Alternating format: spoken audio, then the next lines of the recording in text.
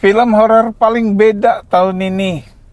Kayaknya terburuk yang pernah gue lihat dalam sejarah hidup gue. Wow, jadi nggak perlu dibahas lagi dong ini.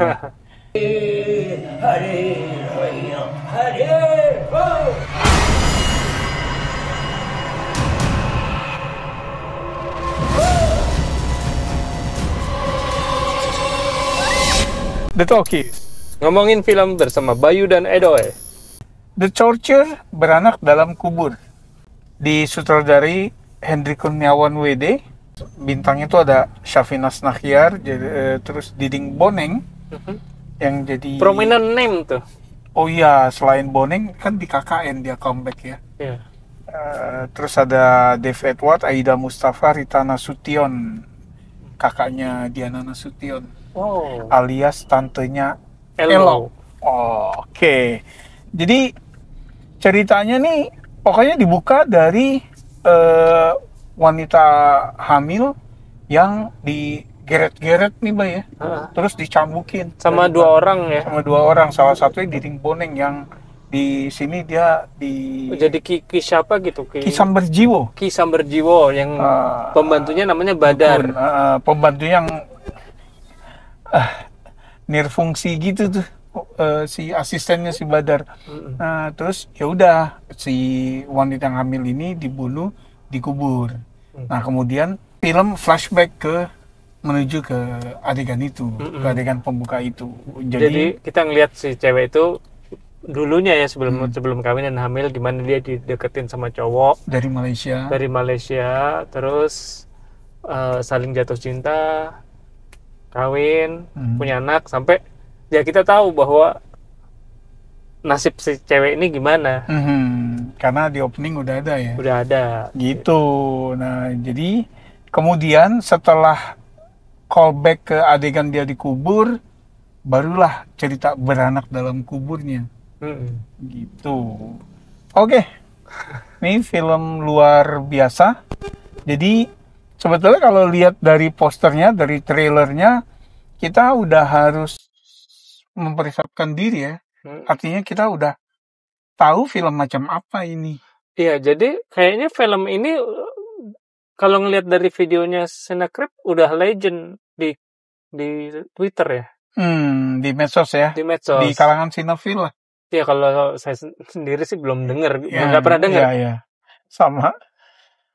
Gitu, jadi konon nih film udah selesai dari tahun 2019, kemudian dibuat oleh pasangan yang kala itu umur 70-an tahun lah. 70-an tahun. Gitu.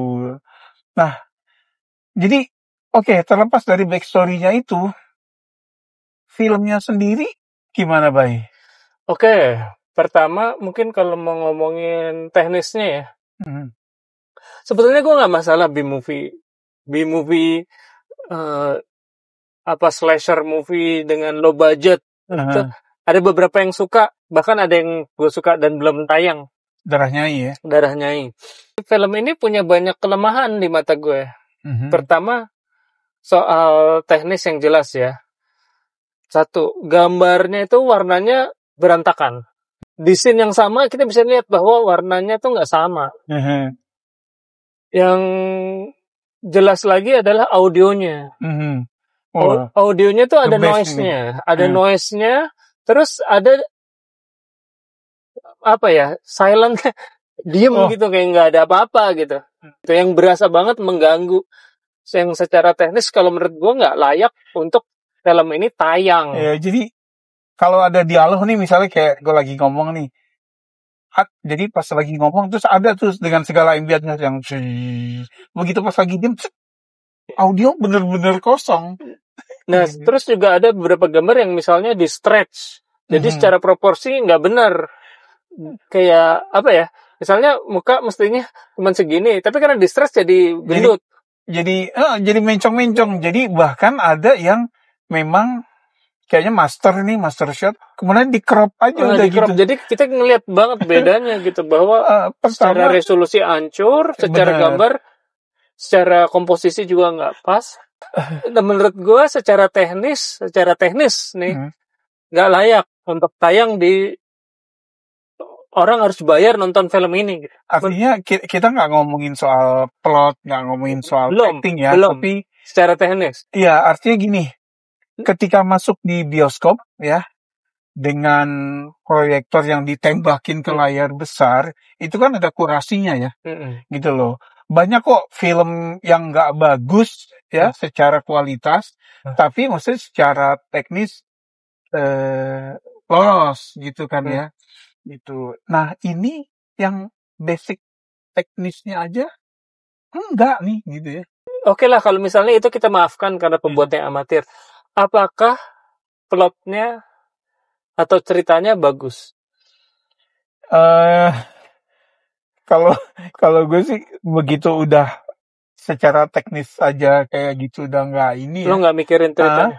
Ceritanya juga yang misalnya kayak gini. Jadinya malah bahan ketawaan aja sih ya. Contohnya si Galuh sama Malik. Dua tokoh utama kita ya? Dua tokoh utama gitu ya. Meet cute-nya aja tuh cringe abis.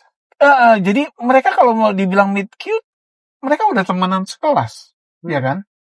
Gitu loh. Nah terus pas pertemuan mereka di perpustakaan misalnya, yang dia ngomong keras-keras gitu kan, terus yang dia dideketin, yang tukeran nomor telepon ditulis di jaket, kemudian pas mereka mulai jalan berdua, tahu-tahu si Galuhnya pergi, tapi ninggalin WA, I love you too. Gue nggak inget si Maliknya ngomong I love you ya, gitu loh. Nah terus yang ngirim bunga sama anak kecil, ngirim coklat.